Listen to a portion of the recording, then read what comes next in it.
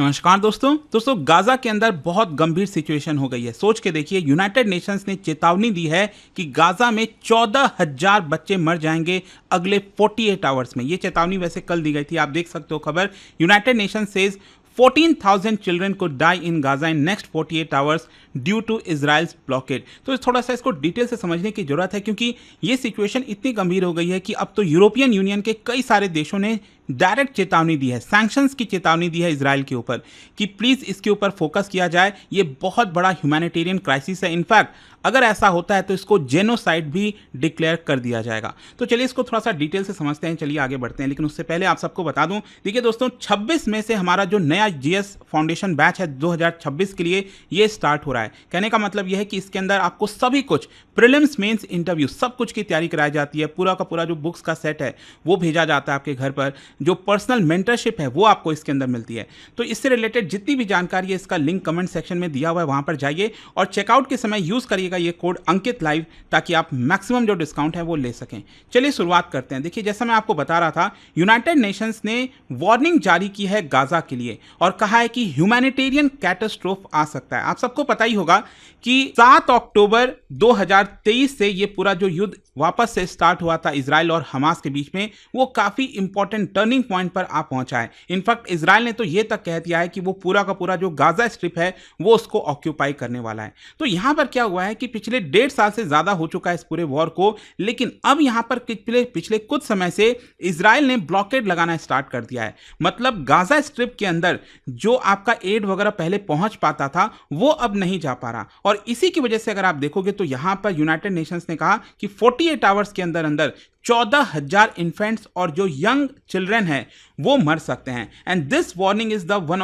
Of the most alarming assessment अभी तक अगर आप देखोगे इजरायली ब्लॉकेड जब से लगाया गया है। तो इसको थोड़ा सा समझने की जरूरत है। देखिए, जैसे बैकग्राउंड में आप सबको पता ही होगा कि ये क्राइसिस स्टार्ट कैसे हुआ था। 7 अक्टूबर को जो मैं आपको कह रहा था, तो उस समय जो हमास है उन्होंने बहुत ब्रूटल तरीके से जो इजरायलीज हैं उनको मारा, उनको किडनैप किया, कैप्चर किया और गाजा के अंदर वो ले गए। और अभी तक जो बंदी बनाए हुए हैं उनको पूरी तरह से रिलीज नहीं किया हुआ है।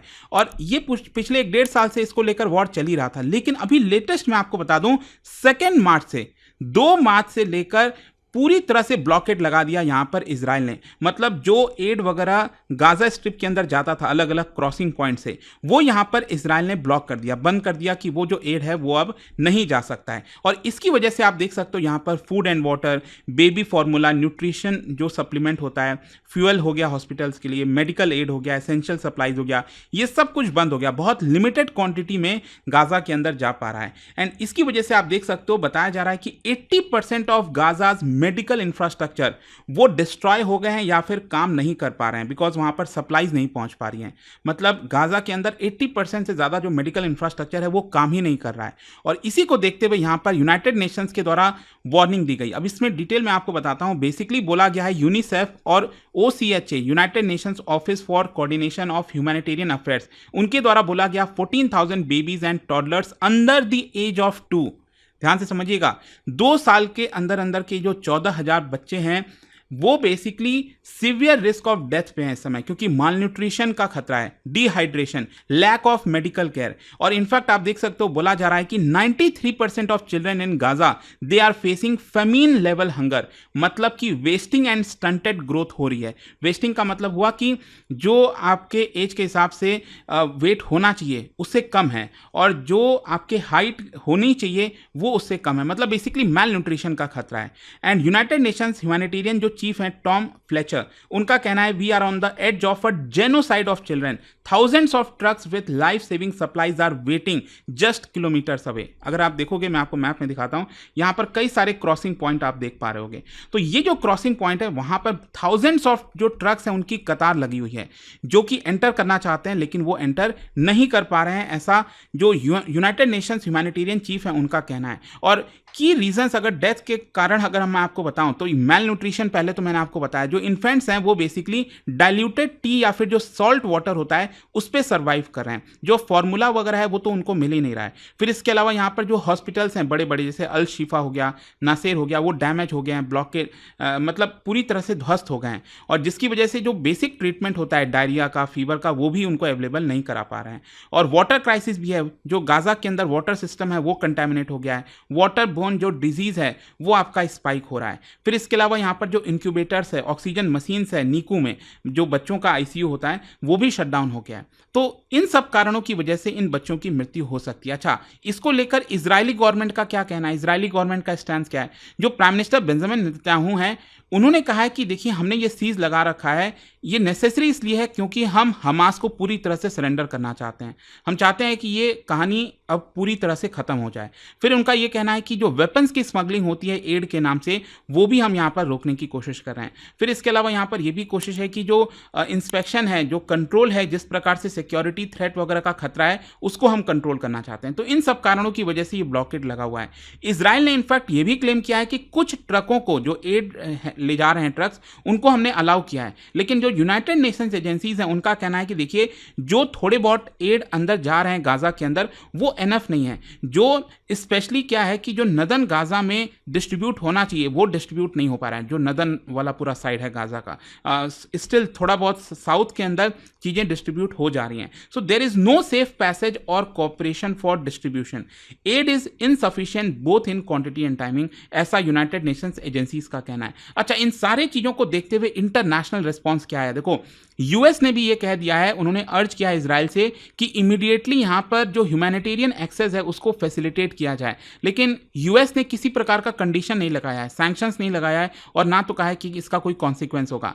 दूसरी तरफ यूरोपियन यूनियन के अगर अंदर आप देखोगे, चाहे यूके हो गया, यूके तो चलो ईयू का पार्ट नहीं है, लेकिन इसके अलावा फ्रांस हो गया और भी कई देश हैं, फिर इसके अलावा कनाडा हो गया, उन्होंने सैंक्शंस की धमकी दी है इजराइल को कि यहां पर हम आपके ऊपर सैंक्शंस लगाएंगे अगर इमीडिएटली आपने जो ह्यूमैनिटेरियन एड है वो अलाउ नहीं किया। So it is now reviewing trade ties also with Israel.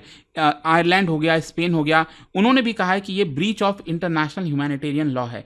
इसके अलावा जो अरब देश हैं जैसे इजिप्ट है, जॉर्डन है, उन्होंने भी स्टेटमेंट जारी किया है, कंडेम किया है इस ब्लॉकेट को, और कहा है कि यहाँ पर जो बहुत सारे एड हैं इजिप्ट की तरफ से भी, वो भी स्टक पड़ा हुआ है राफा बॉर्डर पर। राफा बॉर्डर यहाँ पर नीचे आपको देखने को मिलेगा, वो भी एंटर करना चाहते हैं इजिप्ट की तरफ से, क्योंकि नीचे वाला सिनाई पेनिनसुला आपको पता होगा ये इजराइल का है, सॉरी इजिप्ट का है, तो वहां से वो एंटर करना चाहते हैं लेकिन एंटर नहीं कर पा रहे हैं। सिविल सोसाइटी का भी प्रेशर बढ़ता जा रहा है, कई सारे एनजीओ, सेलिब्रिटीज, उन्होंने अपील की है विथ हैशटैग लेट एड इन, और जो प्रोटेस्ट है वो लंदन में, वॉशिंगटन में, पेरिस में, कई जगह आपको देखने को मिलेगा इस पर्टिकुलर सिचुएशन की वजह से। अच्छा, इसका लीगल और एथिकल इंप्लीकेशन मैं आपको बताता हूं।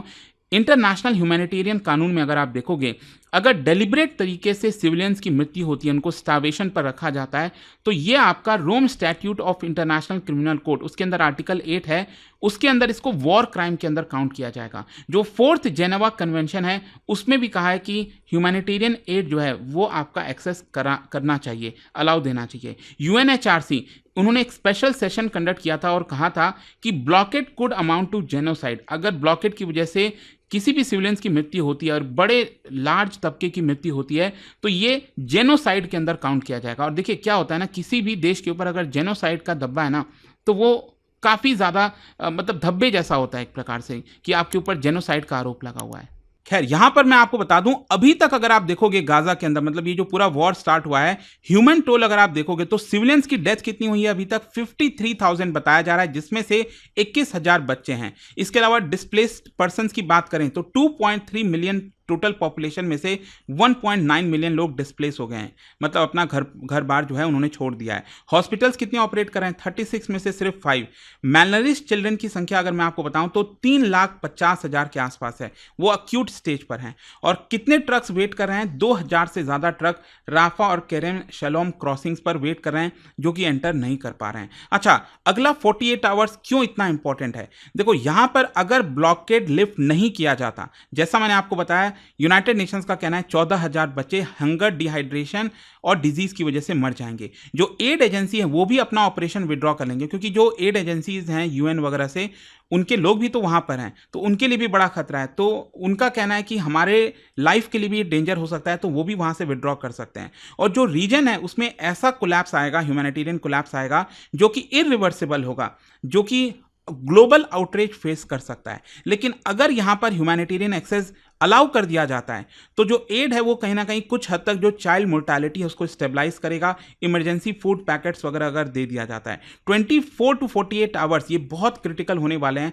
अब देखना होगा कि एग्जैक्टली यहाँ पर होता क्या है। लेकिन मैं आपको बता दूं, अभी जस्ट 10-15 दिन पहले की बात है, इजराइल की जो सिक्योरिटी कैबिनेट है उन्होंने प्लान अप्रूव कर दिया था गाजा को पूरी तरह से कैप्चर करने का। तो देखते हैं इसको लेकर आगे क्या होता है। इनफैक्ट यूएस की तरफ से, ट्रम्प की तरफ से भी धमकी आ रही थी। मतलब धमकी क्या, उनका कहना था कि हम चाहते हैं कि जो गाजा के लोग हैं उनको रीलोकेट किया जाए। अब कहाँ रीलोकेट होंगे, क्या होगा, नहीं पता, बट आई होप कि जो खबर आ रही थी कल से इसके बारे में वो आपको समझ में आई होगी। और जाने से पहले एक इंटरेस्टिंग क्वेश्चन, क्या बता सकते हो कौन सी यूनाइटेड नेशंस की बॉडी है जो ऑफिशियली रेफर करती है cases of war crimes for investigation and prosecution to ICC?